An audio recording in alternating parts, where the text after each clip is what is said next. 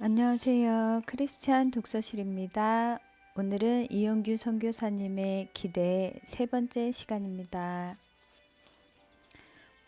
그해 여름, 아이들의 학년말 성적표를 보고 나는 깜짝 놀랐다. 한 달 반의 공백에도 불구하고 성적이 전보다 훨씬 좋아졌을 뿐 아니라 아이들 스스로 공부하는 법을 터득했기 때문이다. 하나님께서 맡기라고 말씀하신 이유를 어렴풋이 이해할 수 있었다. 내 자녀의 교육을 하나님께 맡겼을 때 내 빈손에 새로운 사명을 담아주심을 깨달았다. 나와 우리 사역팀은 하나님의 인도하심으로 스쿨 오브 투모로우라는 커리큘럼을 만났다. 이것은 1960년대에 미국 남침례교단을 중심으로 개발된 것으로 학생이 강의 없이 자율적으로 교재를 갖고 공부하는 교육 프로그램이다. 교사들은 학생이 스스로 공부할 수 있도록 지도하는 훈련을 받고 투입된다. 이를 통해 수많은 선교사 자녀가 학업의 혜택을 받을 수 있다. 아울러 인도네시아 지방의 낙후된 지역의 교회가 학교를 운영하면서 사회 개발을 도울 수 있다. 인도네시아에는 취약 연령의 크리스찬 가정의 자녀들이 1천만 명이 넘는다. 이를 통해 내 자녀의 교육을 하나님께 맡겨드리겠다고 고백한 후에 1천만 명을 섬기는 일로 부르심을 받았음을 확인할 수 있었다. 내 자녀들은 자카르타 시내에 위치한 싱가포르 국제학교에서 장학 혜택을 받고 있었다.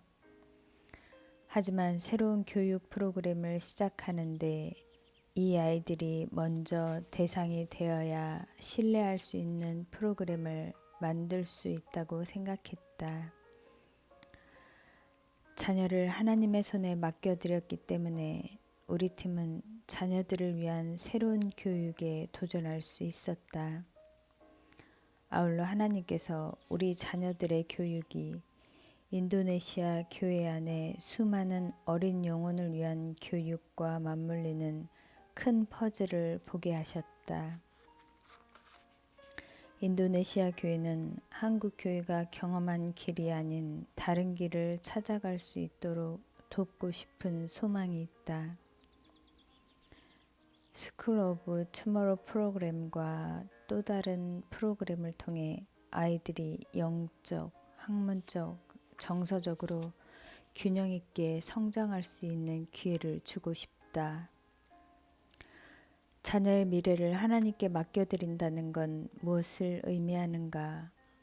편안히 있으면서 기도를 쉬는 것일까?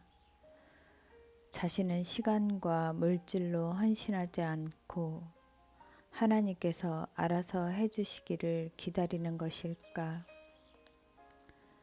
하나님께 맡겨드린다는 건 그분의 인도하심을 적극적으로 구하고 그분의 방식이 우리 자신을 압도할 수 있도록 그분을 열심히 초청하는 걸 의미한다.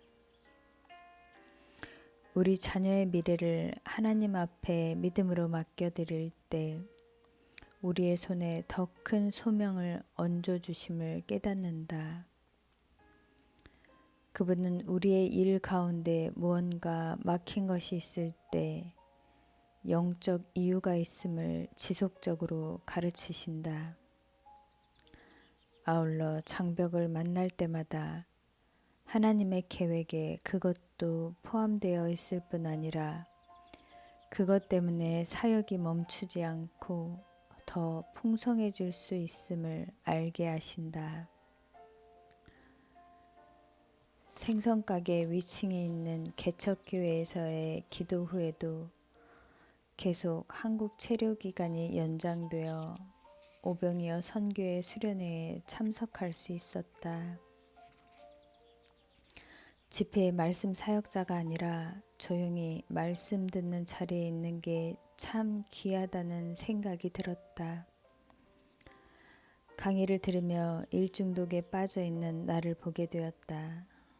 동시에 일을 놓는 것도 두렵고 일을 대하는 것도 두려워진 내 모습도 보았다. 리더로서의 책임을 너무 과중하게 느끼고 하나님께 일을 맡겨드리지 못하는 모습도 있었다. 그제야 나와 가족을 비자 문제를 통해 사역에서 떨어뜨리신 또 다른 이유를 알게 되었다. 하나님께서 일을 멈추게 하실 때는 이유가 있다. 그러한 멈춤의 시간조차 그분의 지혜와 사랑에 기초한 것임을 고백하게 된다. 왜냐하면 주님이 열어주시는 사역들 사이로 열심히 달려가는 때가 조만간 다가올 것이기 때문이다. 한국에 머무는 동안 나는 새로운 영역에서 내려놓음의 연습이 필요함을 알았다. 어쩌면 처음부터 다시 해야 한다고 느꼈는지 모른다. 이미 내려놓음에 대한 책을 써서 잘 알려진 저자가 내려놓는 삶의 기초에 충실하고 있는지 다시 점검해야 했다. 처음에는 이것을 인정하는 게 불편했다. 그러나 이 모든 부족한 모습을 하나님 앞에 있는 그대로 인정해야 다음 걸음을 걸을 수 있었다. 치유와 회복을 위해서는 솔직하게 내 약함을 그분 앞에 드러내야 한다. 비자 문제로 한국에 머무는 동안에 아버지께서 걱정하시는 투로 영거푸 가족의 문제와 사역의 현황에 대해 물으셔서 나는 짜증을 냈다. 아버지께서 말씀하셨다. 난 내가 내려놓았다고 하는데 도대체 매일 뭘 내려놓은 건지 모르겠다. 나는 아차 싶었다. 내 아킬레스건이 건드려졌다. 너는 책에 쓰고 설교하는 대로 가장 가까운 가족에게 하고 있느냐? 이런 질문이었다. 나를 방어하고 싶었지만 변명이 되지 않았다. 짜증스러운 반응이 실은 내 안에 남아있는 어떤 문제 때문임을 깨달았다. 이럴 때 내가 경험한 최선의 방법은 내 초라하고 누더기 같은 내면을 솔직하게 드러내고 하나님의 사랑의 마음을 겸손히 구하는 것이었다. 그렇게 주어지는 하나님의 위로와 새로운 약속이 은혜다. 비로소 우리는 마음이 가난한 자는 복이 있나니 천국이 저희 것이라는 하나님의 말씀이 진리임을 고백하게 된다. 또 애통하는 자가 왜 복이 있고 위로를 받는지도 경험한다.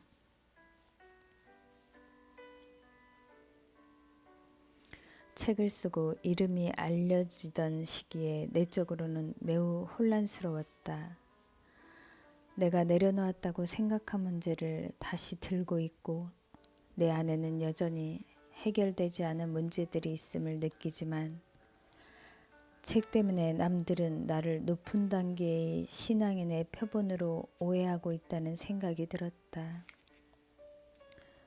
한 번은 가족과 인천공항에 도착했을 때 아내와 의견이 충돌해 불편한 마음으로 같이 걸어가고 있었다. 그때 누군가가 나를 알아보고 반갑게 인사하면서 사진을 같이 찍자고 했다. 나는 급히 웃는 얼굴로 사진을 찍고 인사하고 헤어졌다. 그때 내 자신이 껍데기에 쌓여 있다고 느꼈다. 이후에 기도하면서 하나님 앞에 나아갔을 때 이런 생각이 마음에 차올랐다. 네가 다 내려놓은 자에게 그 책을 쓴 게 아니란다. 너는 그저 내려놓고자 씨름하면서 그 방향으로 가는 과정을 담은 것이지 않니?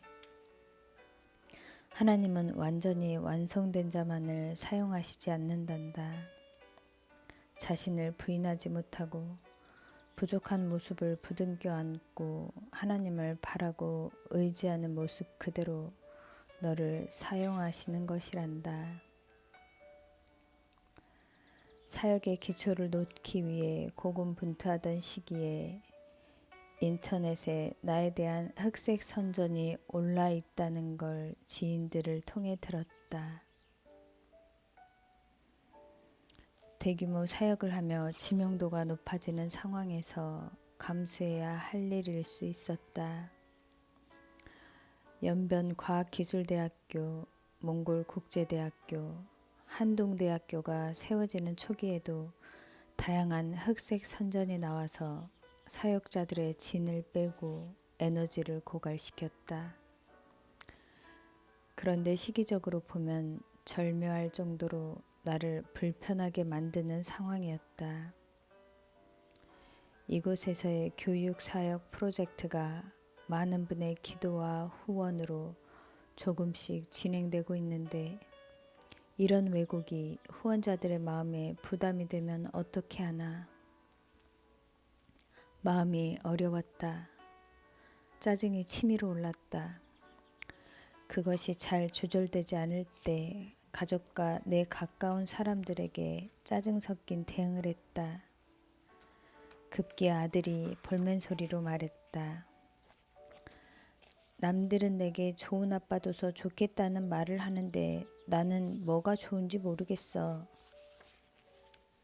마치 아브라함이 기근 가운데 자신의 연약함을 드러냈을 때처럼 일련의 어려움을 통과하면서 내 약함을 보았다. 우리에게 허락된 가시를 통해 우리의 약함을 직면하게 된다. 그러나 그것이 나를 낙담에 빠져 있게 할 수는 없다. 우리는 도리어 그 약함을 통해 강해지기도 한다. 그러기 위해서는 내 약함이 하나님께 온전히 드러나고 드려져야 한다. 이런 실패와 약함의 노출은 결국 하나님께서 우리에게 갖고 계시는 특별한 기대 때문에 일어난다. 우리는 약함 가운데 있을 때 비로소 은혜라는 단어의 깊이를 자각하게 된다. 삶의 어려움이 찾아올 때 우리는 당황하며 많은 질문을 던진다.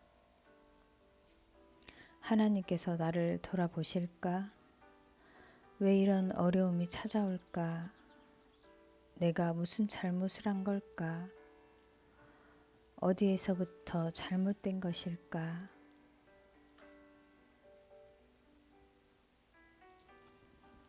이 과정을 거치며 하나님의 마음과 만나면 그 고통 가운데라도 그분의 은혜가 머물고 있음을 깨닫게 된다. 고통이 하나님의 무관심 때문에 일어난 게 아니고 또 하나님께서 우리를 벌주거나 힘들게 하시려는 게 아니란 걸 확인하게 된다. 그러면 고통조차 은혜로 주어지는 하나님의 패키지임을 고백할 수 있다. 이런 과정을 통해 아브라함은 약속으로 주어진 아들을 내어드리기까지 하나님의 선하신 계획을 신뢰하는 자로 설 수 있었다. 우리가 무언가를 얻지 못하고 어려움을 당한다고 해도 불행해지는 건 아니다. 오히려 고통이 자아를 낮추고 비워주며 하나님과의 관계를 더 새롭게 하는 도구가 된다. 그리고 우리는 다시 달려갈 담대함을 얻게 된다. 아브라함이 가나안 땅에서 만난 기근이 내가 인도네시아에서 경험한 어려움이었다. 하나님께서는 그가 무언가를 이루기보다는 먼저 기근을 통해 자신의 약함을 깨닫고 하나님을 경험하고 배우며 신뢰하는 법을 가르치기 원하셨다. 하나님께서 내게 원하신 것도 사역의 확장이 아니라 하나님의 마음을 더 깨달아 아는 과정이었다. 내 계획이나 내가 이루고 싶은 것들을 확인하고 다시 그분께 내어드리며 내 안에 높아져 있던 것들을 그분이 다루시고 만지시는 과정이었다. 이를 통해 내 열정에 헌신하고 있는지 하나님의 부르심에 헌신하고 있는지가 드러난다. 내가 이룰 일, 앞으로의 내 모습을 향한 헌신이 아니라 하나님의 계획에 대한 헌신이 이루어진다. 자신의 야망과 열정이 죽고 하나님의 소명이 다시 정립된다. 내가 무언가를 이루겠다는 생각이 죽고 하나님께서 그분의 방식대로 영광을 드러내실 수 있도록 우리의 도구의 자리로 내려가기 때문이다. 이것 자체가 말할 수 없는 기적이다. 그래서 우리의 사역의 성패는 얼마나 이루었나가 아니라 얼마나 내어드렸나에 달려있다. 또한 이 과정을 겪으며 어려움에 처한 다른 사람들을 향한 긍휼의 마음을 얻는다. 같은 경험이 없이는 가질 수 없는 마음이다. 그리고 그것이 우리 사역의 동기이자 연료가 된다. 아브라함이 가나안 땅에서 사는 동안 얻은 건 무엇일까? 하나님께서 그에게 어느 시점부터는 재물을 주셨고 기업을 확장시켜 주셨지만 그것으로 행복했을까? 그가 죽을 때까지 그에게 주신 하나님의 약속은 아직 이루어지지 않은 것처럼 보였다. 사실 그 약속은 자신의 세대에는 만질 수 없을 정도로 크고 위대한 것이었다. 그에게서 난 자녀들이 무별과 바다의 모래같이 많아질 거라고 했건만 그는 약속의 아들로는 이삭 한 명을 두었을 뿐이다. 그가 밟는 땅마다 그에게 주겠다고 하신 약속도 그의 당대에는 이루어지지 않는 듯 했다. 아브라함은 떠돌이로 살았고 아내가 죽었을 때 장사할 땅을 헷 족속에게 구해야 했다. 그것은 후대에 이루어질 약속이었다.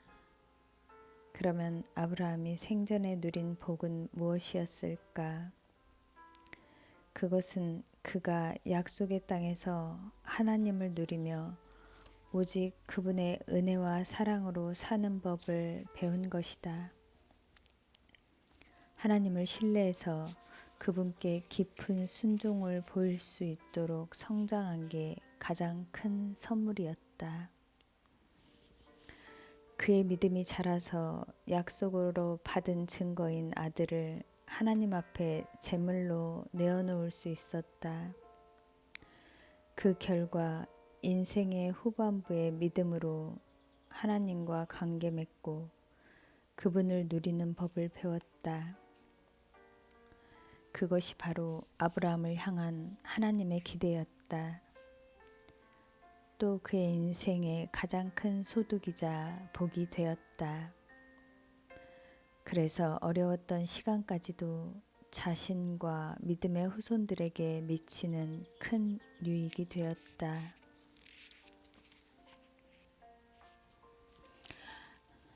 필리핀의 컴패션을 방문했을 때 컴패션 대표인 서정희 목사님이 나눠주신 말씀을 들었다.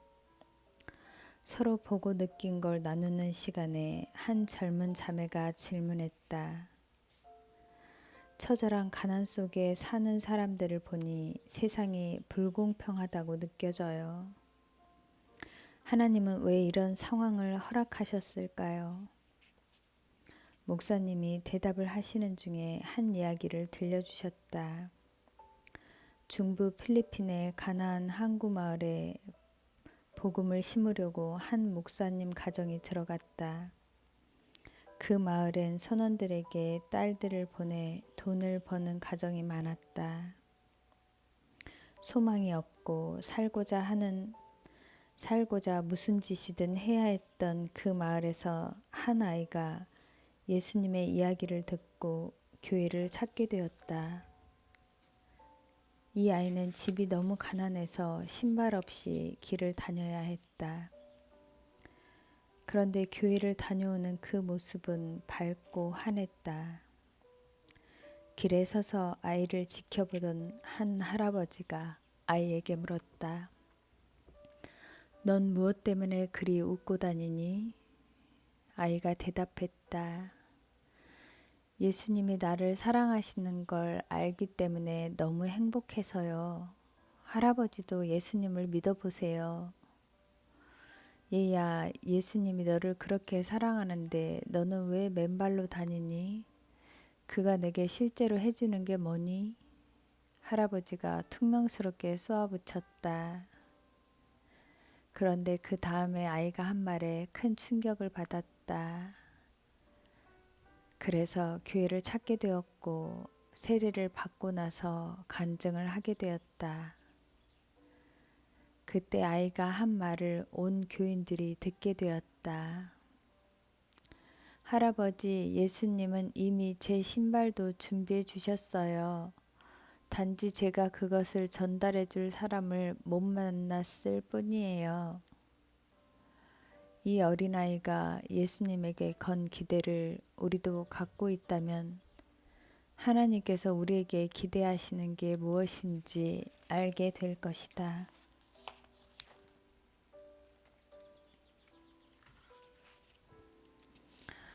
상황이 어려워질 때 나타나는 반응을 보면 우리가 의지하는 대상이 무엇인지가 드러난다.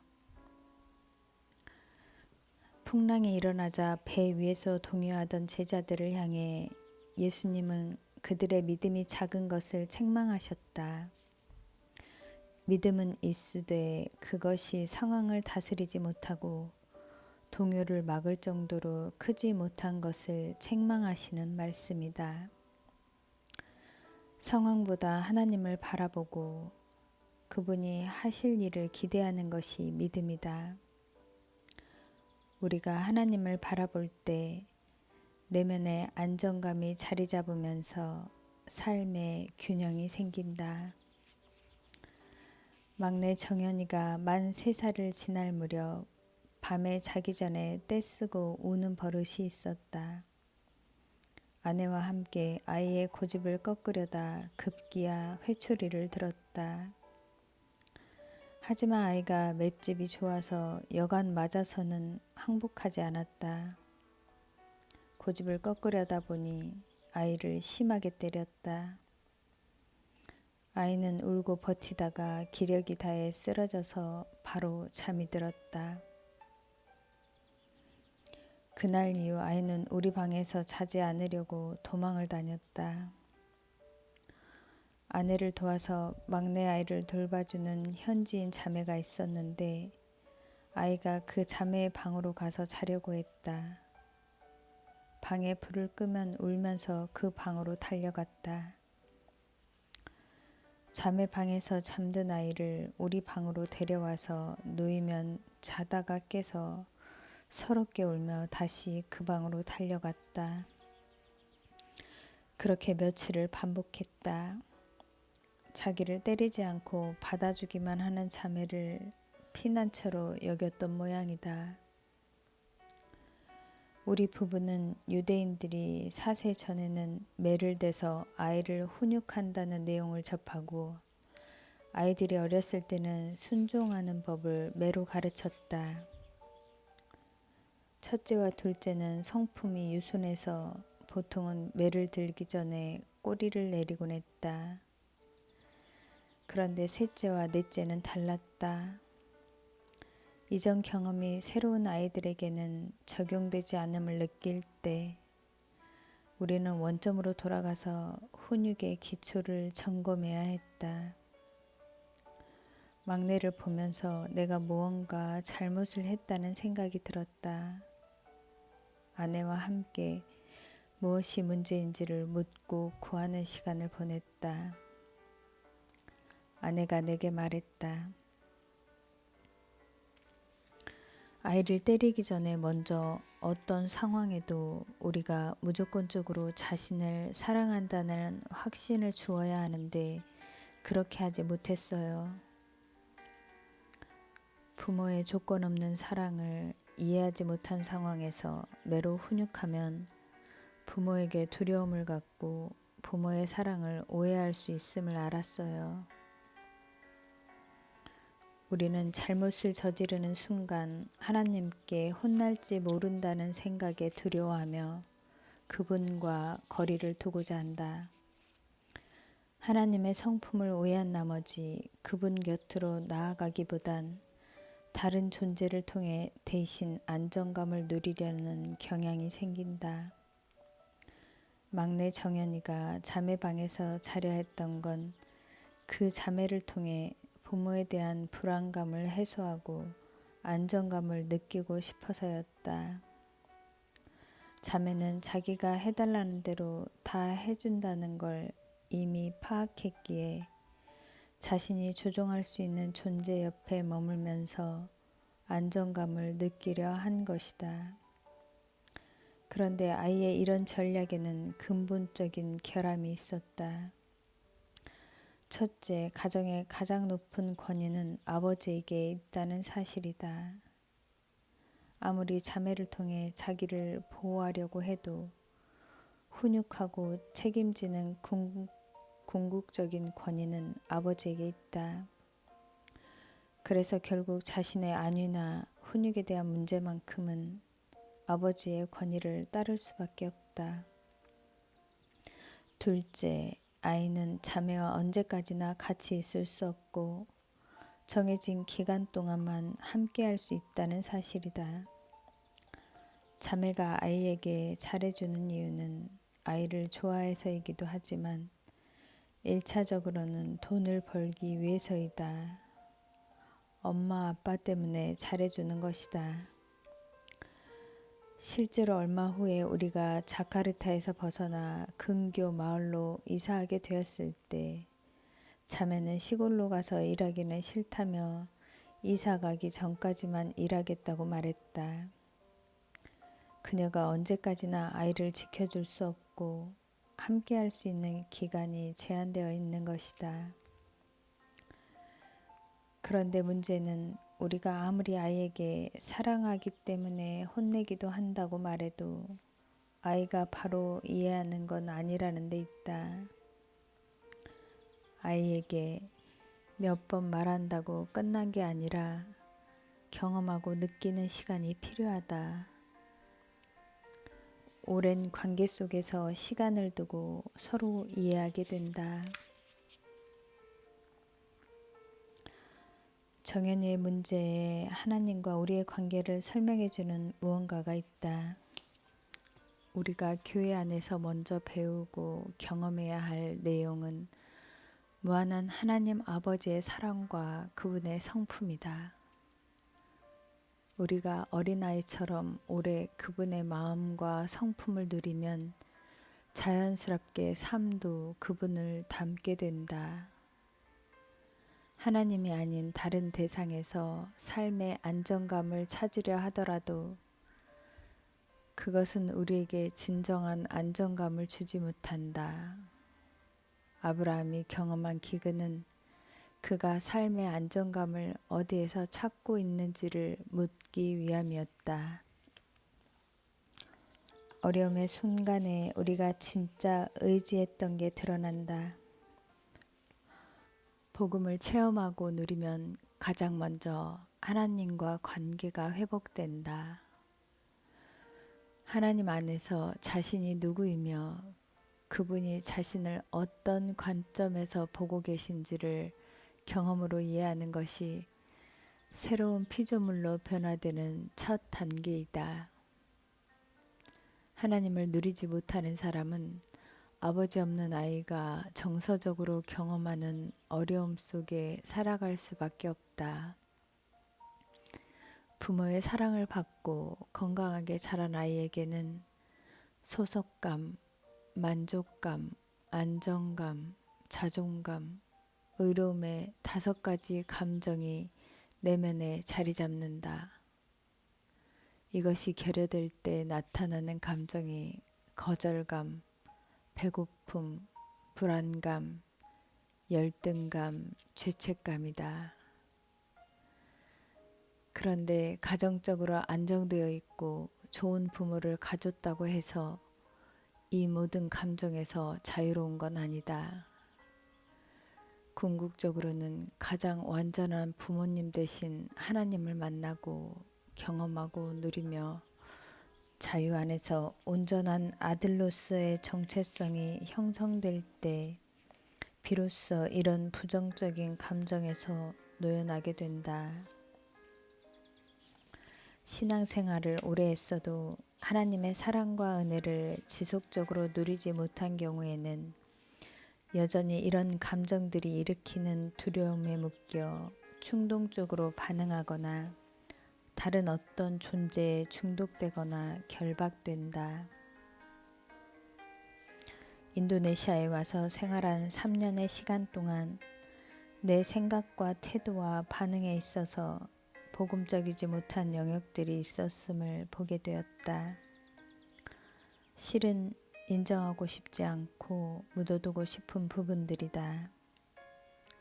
앞서 낸 몇 권의 책을 통해 복음적인 삶에 대해 독자들과 나누고 그것을 강의해온 내 삶과 생각 가운데 여전히 복음적이지 않은 것들이 있음은 당혹스럽고 불편한 진실이다. 어차피 이 부분들은 나만 알고 있는 것이고 다른 사람들은 알아채기 어렵기에 나만 침묵하면 밖으로 알려지지 않을 것이다. 그저 하던 대로 집회에서 말씀을 전하고 은혜를 나누면 될 일이다.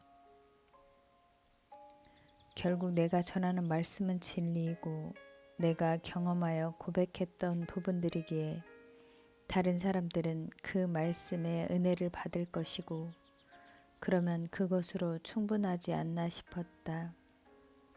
하지만 이것들이 해결되지 않으면 결국 내 내면이 상하고 감정이 메마르고 행복감이 사라지면서 관계에도 선한 영향력이 흘러가지 못함을 나는 체험으로 알고 있었다.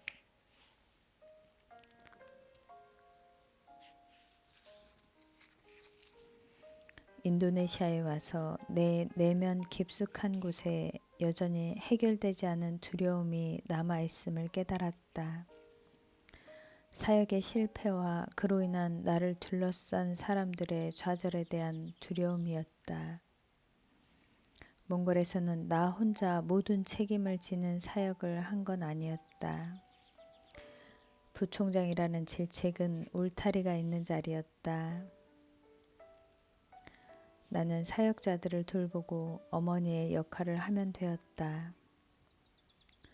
학교 허가나 정부 관계, 학교를 대표해서 모임을 갖고 결정해야 하는 일로부터 보호받을 수 있었다.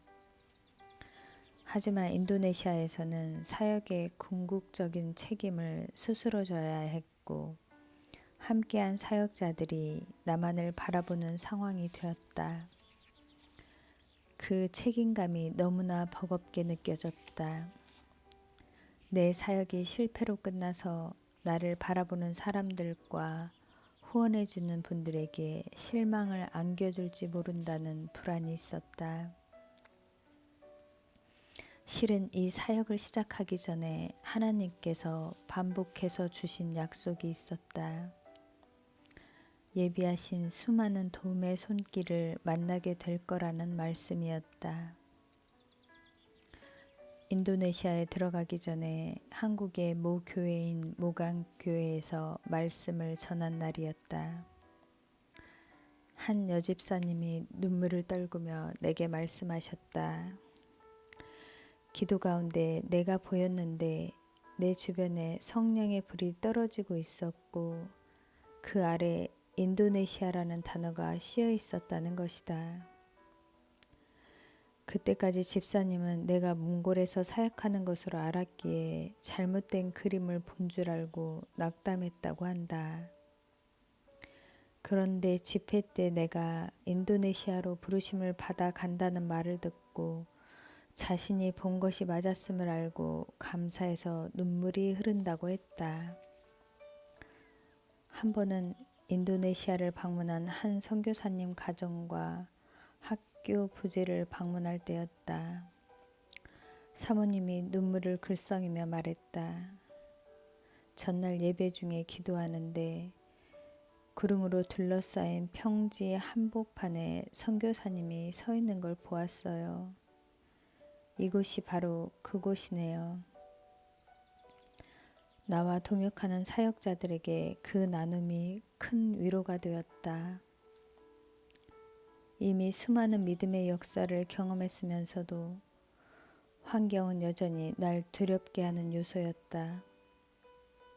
하나님의 신실하심과 그분의 약속을 바라보다가도 어느새 환경과 내가 가진 자원을 보고 있었다. 슬그머니 하나님 대신에 다른 걸 붙잡으려 하고 있었다. 내 노력으로 강해져서 사역과 나를 보호하고 싶었다.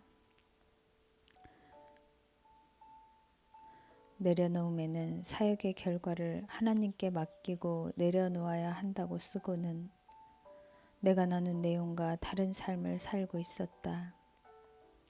내가 사역을 잘하고 사역이 순조롭게 전개되어 허가가 떨어지고 재정이 들어오고 사역자들이 늘어나면 행복할 수 있을 것 같았다.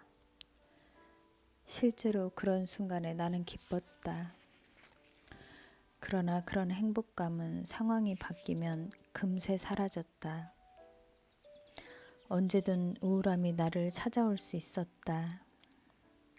결국 사역의 성취가 비록 하나님 나라를 위한 것으로 포장되어 있더라도 내 자아와 밀착되어 내게 안정감을 주는 우상으로 작용하는 한 나를 궁극적으로 행복하게 해줄 수 없었다. 하지만 환경이 아닌 하나님의 신실하심에 시선을 고정하고 그분의 인도하심을 구하면 우울함이 곧 사라졌다. 내 사역의 성패와 무관하게 나를 사랑하시는 하나님만이 내게 유일한 안정감의 근원이 되심을 다시 한번 고백했다. 그분을 계속 신뢰할 수 있으면 내가 무엇을 얼마만큼 이뤄놓았는가와 무관하게 나는 이미 성공한 사람이다. 다른 사람이 아닌 하나님 관점이 내 눈을 바로잡을 때 비로소 그분께 눈이 멀어 상황이나 주변을 보고 흔들리지 않게 된다. 또 실패에 대한 두려움은 수치를 당할까봐 두려워하는 마음과 연결되어 있음을 깨달았다. 나는 하나님으로부터 이미 많은 것을 받았음에도 여전히 내 연약함과 결핍이 다른 사람들 앞에 드러나는 걸 두려워했다. 이것은 내가 사역을 잘 수행할 때에는 나타나지 않는 것처럼 보였다. 하지만 그것은 선악과를 먹은 아담의 후예들에게 인이 박여 있다. 하나님을 자신의 유일한 공급으로 보았던 아담이 하나님으로부터 독립된 존재가 되려고 했을 때 가장 먼저 발견한 건 자신이 아무것도 아닌 존재라는 사실이었다. 아담은 그것을 가려보려고 나뭇잎을 사용했다. 하지만 임시 방편일 뿐이었다. 잎은 쉽게 마르고 찢어졌다. 계속해서 자신의 부족함을 가리기 위해 새로운 나뭇잎이 필요했다. 나는 체질적으로 부끄러움을 타는 편이고 잘 모르는 많은 사람과 함께 있는 걸 힘들어한다. 내가 집회 사역을 위해 한국 등지로 나가면 사람들이 종종 나와 사진을 찍거나 사인을 받거나 대화 나누기를 원한다.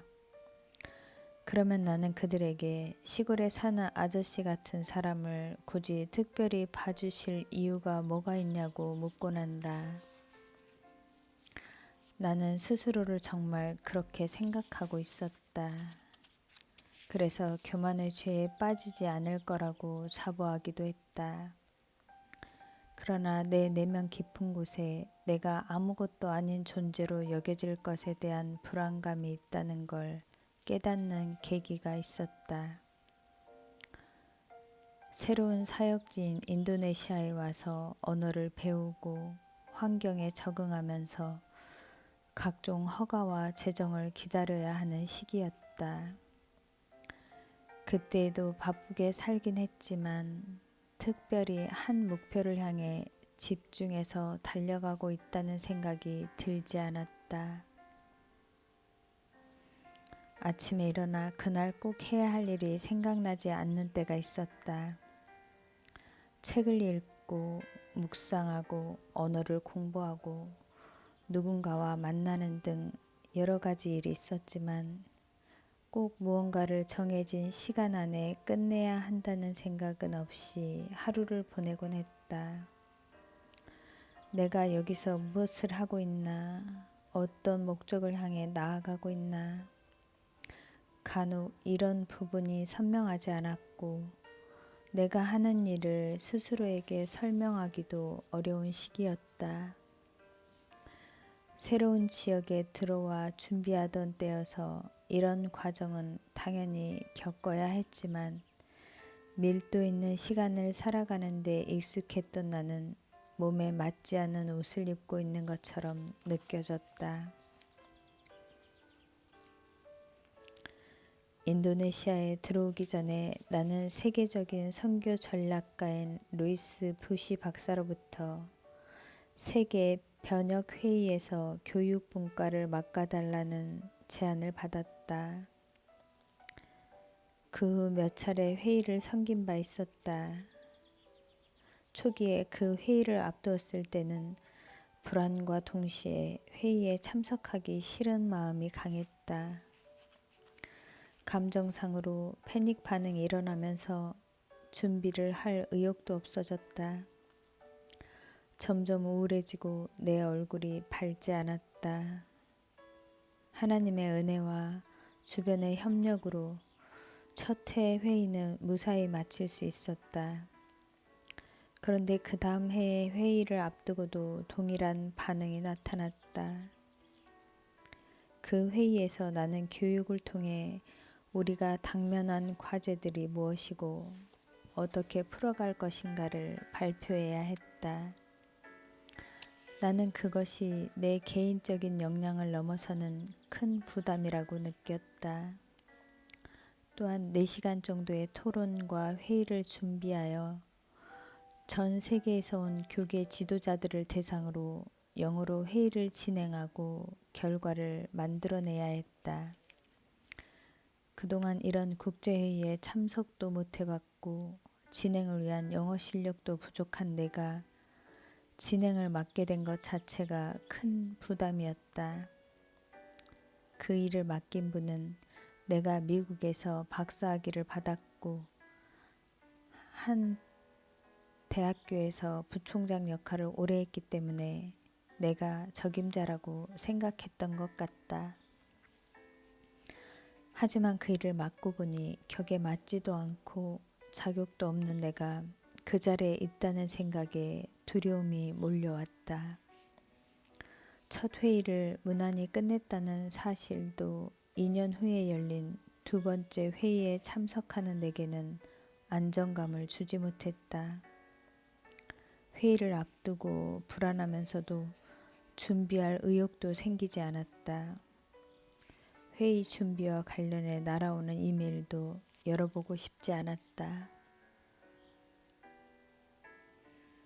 급기야 몸이 아프다는 핑계로 불참을 통보하고 비행기표를 취소하고 싶은 충동도 일었다. 그러던 중 문득 하나님의 자녀로서 살아가는 내게 이것이 건강한 반응이 아니라는 생각이 들었다. 묵상 가운데 여유를 가지고 내가 왜 이런 반응을 보이는지 점검하기로 했다. 두려움 가운데 하나님의 빛이 내 내면을 조명하시도록 초청했다. 그러면서 이미 해결한 줄 알았던 문제가 다시 나를 찾아왔음을 알게 되었다. 표면적으로는 정리가 되었지만 내면 깊숙한 곳에 해결되지 않은 문제가 특정 상황이 되자 수면 위로 올라왔다. 그것은 수치심과 거절감과 관련된 영역이었다. 내가 다수로부터 자격이 없고 능력이 없고 별 볼 일 없는 자라고 여겨지거나 무시를 당할까봐 불안해하고 있었다. 인도네시아에서도 내 안에 이런 불안감을 잠재우고 내가 가치 있는 일을 하고 있음을 확증하는 도구가 필요했는지 모른다. 내가 세계 번역회의를 섬기기로 결정한 이유가 하나님을 위한 것이기도 했지만 동시에 나 자신의 가치를 확인하려는 것이었을지도 모른다는 생각이 들었다.